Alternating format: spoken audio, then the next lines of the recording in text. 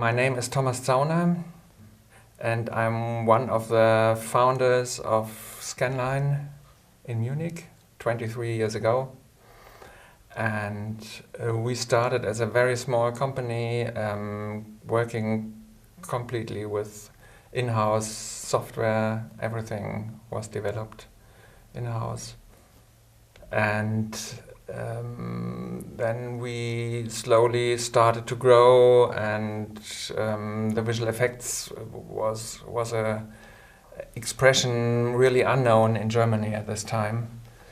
So in the first years we did commercial things and for industrial clients and TV idents for German TV stations and things like this.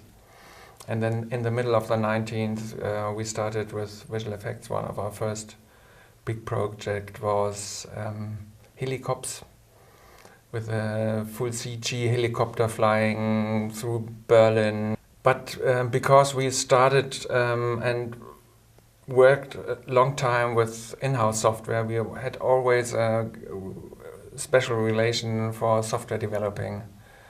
And during this project of helicopters, we started to develop our own fluid and water simulation software, and this was a very important feature we had, and which years later opened the international market for us. We normally only use it by ourselves because this is a different thing. If you want to sell software, you have to put much more work in it to make it, I say, foolproof. And if the developer is next door, you can. It's much easier to get it work and to work with it. And so we often thought maybe it's worth to make a commercial product from it, but until now we didn't. The offices are completely independent units. That's own companies, they just connected by the name, by the same name, and by the same technique, so the same pipeline, and we can share the render farms and can work very easy and very close together. And so I think this strategy to let every unit make their own business made the thing much easier to grow, because every unit could grow independently from the other one. And I think Vancouver and LA are very close together, more together than the Vancouver, LA to Munich. It's always difficult to grow. We just make a new structure of organization in Munich completely to make it more proof against that somebody going out or somebody is ill or so. The Munich studio did just some compositing work on a lot of shots, and most of the shots were done, I think, in Vancouver. I think 40% of the movie is on the ocean in sea battles and things like this, and so all these things where water is an important medium were done with Scanline. I think there was a lot of software development for the whole destruction sets and all these things to make it easier, to make it possible to handle these amount of ships and crashes and CG extras on the ships falling into the water and all these things. It was a very, very complex job.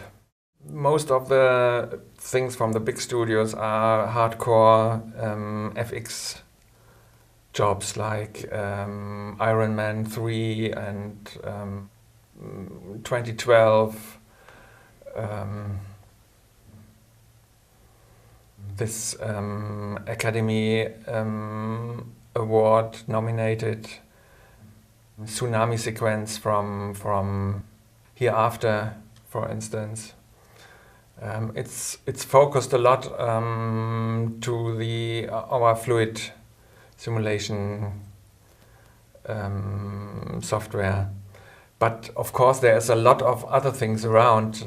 So we did things for Captain America, which are very normal blue screen and set extensions things, and German jobs, of course. There's one very popular director and actor in Germany called Matthias Schweighöfer. We just made a movie for him where we created a CG. In Germany it's called Frettchen.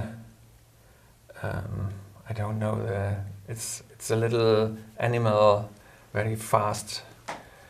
And it was in the movie there was a real animal, and for complicated shots the CG version.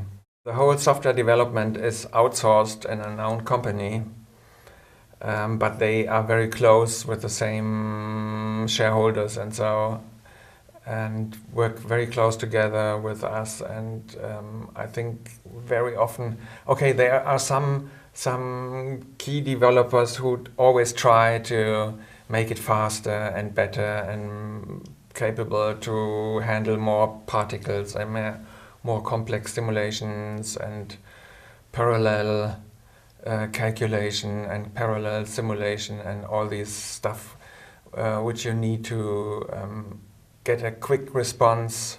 But many things are just project driven, that you see there are something that software cannot do and you have to develop it.